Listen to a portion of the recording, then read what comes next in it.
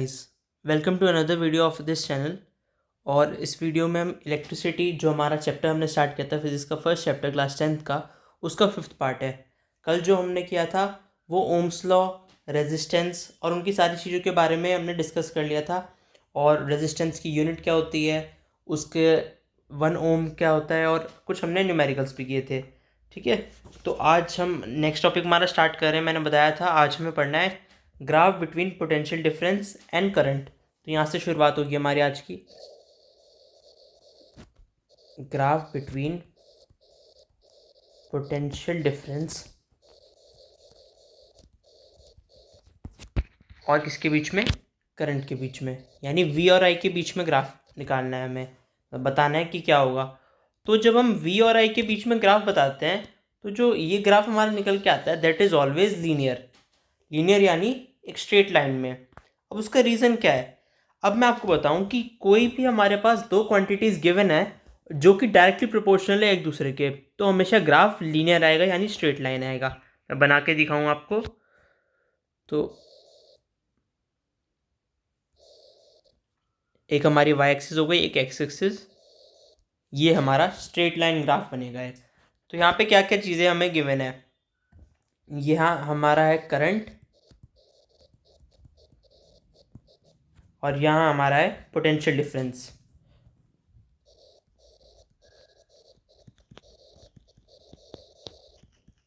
We यानी Y axis पे आपका पोटेंशियल डिफरेंस या करंट भी ले सकते हैं आप। तो हमेशा ग्राफ आएगा लीनियर इनका, क्योंकि जब हम वैल्यू रखेंगे तो प्लॉट ही ऐसी होंगी कि आपका ग्राफिक स्ट्रेट लाइन निकल के आएगा। क्योंकि और वैसे भी ये स्ट्रेट इसलिए आएगा क्योंकि v is directly proportional to i, तो v is equals to I R. यहाँ r एक कांस्टेंट है तो v upon I is equals to R. तो v अपॉन आई एक कांस्टेंट है हमारा, तो कांस्टेंट वैल्यूज है, यानी एक सीधा ग्राफ रहेगा हमारा। तो अगर हम एक एग्जांपल भी ले लें कि आई की हमारी वैल्यूज़ हैं 0.05, 0.10, 0.20, 0.30। वी की हमारे पास वैल्यूज़ हैं 0.85, 1.70, 3.5 और 5.0। तो जब आप इन वैल्यूज़ को प्लॉट करोगे ना तो आपका ये निकल के आएगा एक स्ट्रेट लाइन का ग्राफ। तो ये होता है हमारा एक ग्राफ। मैंने यहाँ पे एक इमेज रखी है, यहाँ पे जैसे ये हमारे कुछ पॉइंट्स आएंगे, तो ये जो हमारे पॉइंट्स निकल के आते हैं ये आप जब प्लॉट करेंगे तो हमेशा एक लीनियर ग्राफ बनता है। तो ये अब आपको क्लियर हो गया। अब जो हमारा नेक्स्ट टॉपिक है वो है factors affecting resistance of a conductor. वैसे मैंने आपको ये कल बता दिया था, आज इसे डिटेल में पढ़ना है हमें। रेजिस्टेंस ऑफ ए कंडक्टर,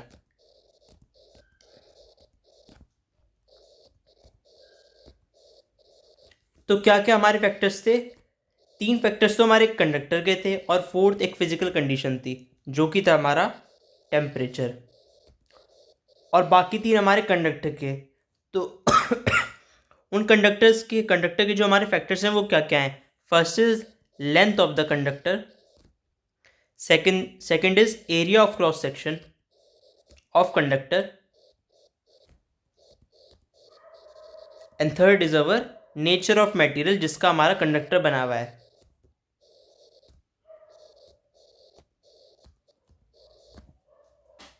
ठीक है, तो अब ये 4 फैक्टर्स अफेक्ट करते हैं किसी भी कंडक्टर के रेजिस्टेंस को।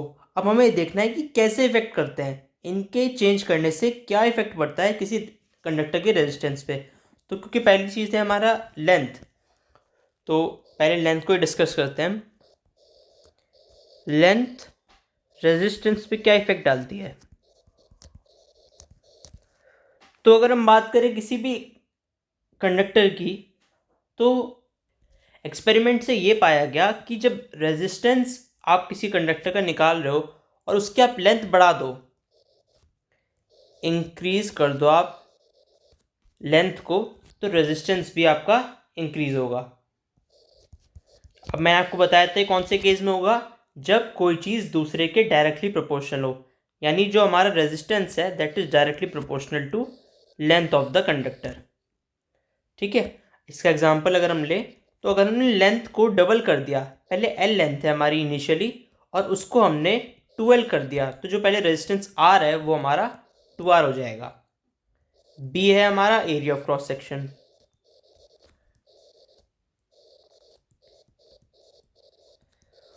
वो रेजिस्टेंस पे कैसे इफेक्ट डाल रहा है, तो एरिया ऑफ क्रॉस सेक्शन कैसे इफेक्ट डालता है रेजिस्टेंस पे, एक्सपेरिमेंट्स में पता चला कि इन्वर्सली प्रोपोर्शनल है। यानी एरिया ऑफ क्रॉस सेक्शन जब हम इंक्रीज करेंगे तो हमारा रेजिस्टेंस डिक्रीज होगा। ठीक है, इसके इंक्रीज करने पे ये डिक्रीज होगा। अब अगर हम एरिया इनिशियली ए है और रेजिस्टेंस है हमारे पास आर, एक मिनट यहाँ पे ये आर आएगा, तो अगर एरिया को हमने कर दिया 2A, डबल कर दिया, तो क्योंकि ये इन्वर्सली प्रोपोर्शनल है तो आर हो जाएगा हमारा हाफ, और कह सकते हैं R/2, क्योंकि इन्वर्सली प्रोपोर्शनल है। इसे आप 3 टाइम्स करोगे तो ये R/3 आ जाएगा। ऐसे बढ़ता है। अगली चीज़ हमारी क्या है, that is effect of the nature of material. Nature of material कैसे इफेक्ट करती है किसी भी कंडक्टर के रेजिस्टेंस पे। तो इलेक्ट्रिक रेजिस्टेंस जो आपका कंडक्टर होता है वो अगर एलॉय है या मेटल है ऐसे डिपेंड करता है। तो अगर एलॉय है, फॉर एग्जांपल हमने एलॉय ले लिया नाइक्रोम का, नाइक्रोम एलॉय ले लिया, और दूसरा हमने एक मेटल वायर ले लिया जैसे फॉर एग्जांपल कॉपर का, तो किस में हमारा ज़्यादा रेजिस्टेंस आएगा, तो जो एलॉय है that offers more resistance, approximately 60 times resistance होगा ऑफ दैट ऑफ कॉपर। तो यानी एलॉय का जो रेजिस्टेंस है वो ज़्यादा है मेटल के कंपैरिजन में। इस समय पता चल रहा है कि नेचर ऑफ मटेरियल भी डिपेंड करती है when we talk about the factors affecting the resistance of a conductor. D जो हमारा लास्ट पोर्शन है दैट इज टेम्परेचर के इफेक्ट डालता है। तो टेम्परेचर इस पे ऐसे इफेक्ट डालता है कि जैसे कोई आपके प्योर मेटल्स हैं, जैसे ये कॉपर है, ये प्योर मेटल में आता है, अगर आप टेम्परेचर बढ़ाओगे तो इनका रेजिस्टेंस बढ़ेगा। क्या चीज़, कॉपर का हमारा कोई मेटल है Cu मेटल, और उसमें उसका आप टेम्परेचर बढ़ा दो तो जो इसका रेजिस्टेंस है विल ऑल्सो इंक्रीज। पर जैसे एलॉय होते हैं, ये तो हमारा एक प्योर मेटल हो गया, बट अगर हम एलॉयज की बात करें तो एलॉयज पे टेम्परेचर बढ़ाने का कोई इफेक्ट नहीं पड़ता, मतलब ऑलमोस्ट नेग्लिजिबल होता है, या फिर कह सकते हैं ऑलमोस्ट अनअफेक्टेड बाय टेम्परेचर। ठीक है,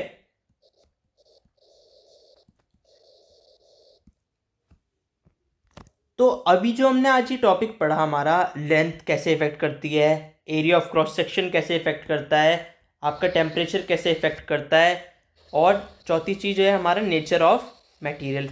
तो ये चारों चीज़ें कैसे इफेक्ट कर रही हैं हमारे रेजिस्टेंस पे, अगर हम उन सबको एक जगह लिखें तो हमारा क्या निकल के हमारे कंक्लूजन क्या मिलता है, तो कंक्लूजन हमें ये मिलता है कि it has been found that R यानी resistance is directly proportional to L, R is inversely proportional to A,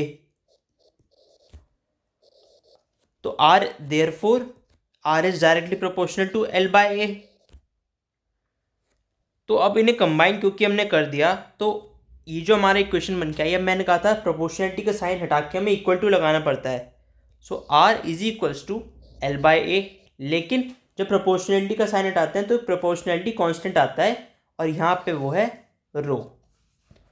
तो R is equals to rho L by A, और ये इस सिंबल को हम कहते हैं RHO, और ये जो है हमारा that is the constant of resistivity, मतलब इसे कहते हैं हम रेजिस्टिविटी है।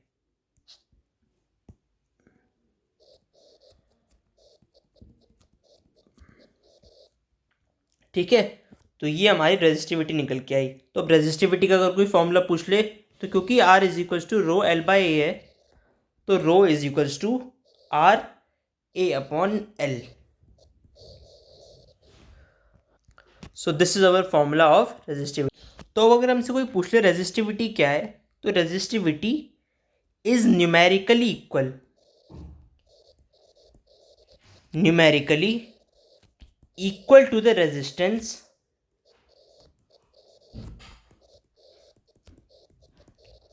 of that conductor of that substance. अभी मैं इसे इजी लैंग्वेज में ही बताऊंगा. whose length is 1 meter and area of cross section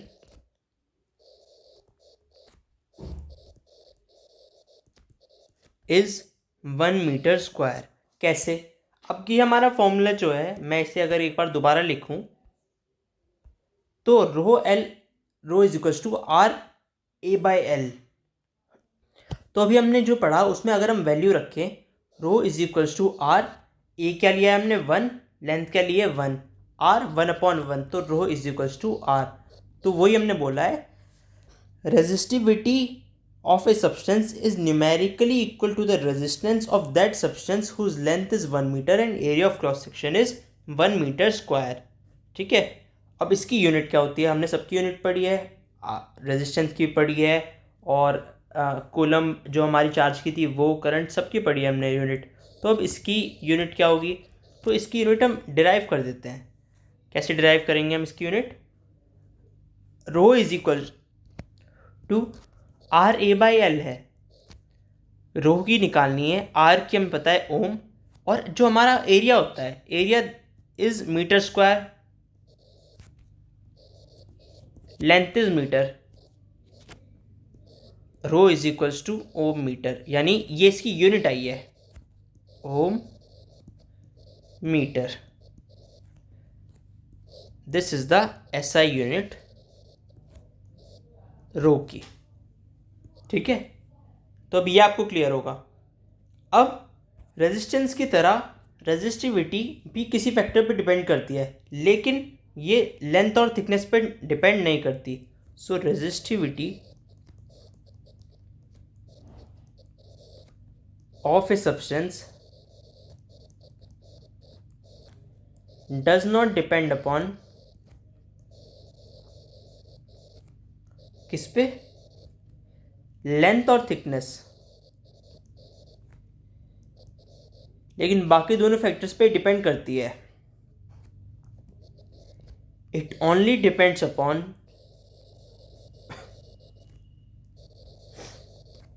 nature of material, जो आपका पहले भी था, और दूसरा हमारा टेम्परेचर.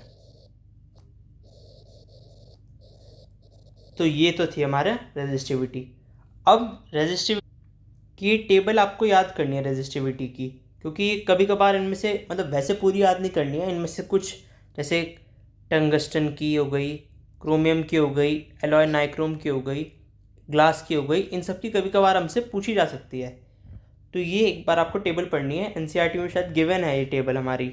ठीक है. तो अब जैसे अगर हम कह रहे हैं रेजिस्टिविटी किसी सब्सटेंस की, फॉर एग्जांपल हम सब्सटेंस ले रहे हैं कॉपर. कॉपर की रेजिस्टिविटी है 1.62 इंटू 10⁻⁻8. ओम मीटर में है सारी वैल्यूज़. तो इससे हम क्या क्या मतलब समझ पा रहे हैं कि क्या बताना चाह रहा है? कि अगर हम कह रहे हैं कि कॉपर की रेजिस्टिविटी है 1.62 इंटू 10⁻⁸ ओम मीटर, इसका मतलब अगर हम एक कॉपर मेटल की रॉड लेंगे जिसकी लेंथ 1 मीटर होगी, area of cross section 1 metre square होगा, तो उसका रेजिस्टेंस जो होगा विल बी 1.62 इंटू 10⁻⁸ ओम. तो यहाँ आपको ये क्लियर हो गया होगा. अब जो नेक्स्ट टॉपिक आता है हमारा, दैट इज एक क्वेश्चन है जो कि बहुत बार पूछा जाता है कि जो हीटिंग एलिमेंट्स होते हैं अप्लायंसेस के, ये जनरली एलॉयज के बनते हैं rather than using pure metals made of alloy.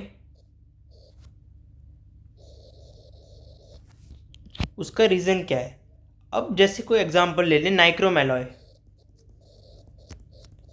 और कॉपर. तो कॉपर क्यों यूज़ नहीं करते और नाइक्रोम क्यों यूज़ करते हैं? उसका रीज़न क्या है? नाइक्रोम की रेजिस्टिविटी हाई है. ये पूछा बहुत बार जाता है question. High resistivity as compared to copper. Second है इसका ऑक्सीडेशन इजीली नहीं होता। मैंने केमिस्ट्री में बताया था ऑक्सीडेशन क्या होता है, यानी it does not easily undergo oxidation even at high temperature. और ये केस मेटल के साथ में नहीं होता। अब क्योंकि हाई रेजिस्टिविटी है तो यानी आसानी से वो मतलब उसमें से करंट नहीं जाएगा, तो हमारे लिए अप्लायंसेस के लिए बेटर है ये। दूसरा हमारा क्योंकि ऑक्सीडेशन हाई है तो यानी ज़्यादा टाइम चल जाएगा ये। तो अगर रेड हॉट भी हो गया वो, और या फिर एयर में इजीली वो ब्रेक डाउन नहीं होगा उसका, तो इसलिए हम नाइक्रोम या मतलब किसी एलॉय को यूज़ करते हैं rather than using a pure metal जो ये प्रॉपर्टीज़ हमारी शो नहीं करता। अब ये जो हमने पढ़ा उसी के बेस पे एक न्यूमेरिकल कर लेते हैं कि एक कॉपर वायर है जिसकी लेंथ है 2 मीटर और एरिया ऑफ क्रॉस सेक्शन है 1.7 इंटू 10⁻⁻6 मीटर स्क्वायर। ये क्या है हमारा area of cross section. Resistance है उस वायर का 2 इंटू 10⁻⁻2 ओम। रेजिस्टिविटी निकालनी है हमें कॉपर की, वी हैव टू फाइंड। तो बहुत सिंपल सा क्वेश्चन है, पहले आप लोग ट्राई कर लीजिए पॉज करके, अगर कर लिया तो आप एक बार देख लीजिए। Rho is equals to R A upon L. Rho हमें निकालना है, R is 2 into 10⁻⁻2, area is 1.7 into 10⁻⁻6, length है हमारी 2 मीटर। क्योंकि सारी चीज़ें एक सेम यूनिट्स में है, जो हमें यूनिट्स चाहिए तो हम डायरेक्टली से सॉल्व कर लेंगे। रो इज इक्वल्स टू 2 से 2 गया, 1.7 इंटू 10⁻⁻8। हमने ऊपर क्या पढ़ी थी 1.62 इंटू 10⁻⁻8, तो यानी हमारी ये अप्रॉक्सीमेट वैल्यू सही आ रही है। ठीक है, तो ऐसे और थोड़े और हाई लेवल पे आपके क्वेश्चंस आएंगे, वो भी मैं करवा दूंगा। तो फिलहाल आज के लिए बस वीडियो में इतना ही, और कल से हम रेजिस्टर्स इन सीरीज़ और पैरेलल स्टार्ट करेंगे। So thanks for watching this video. If possible please subscribe the channel. Thank you.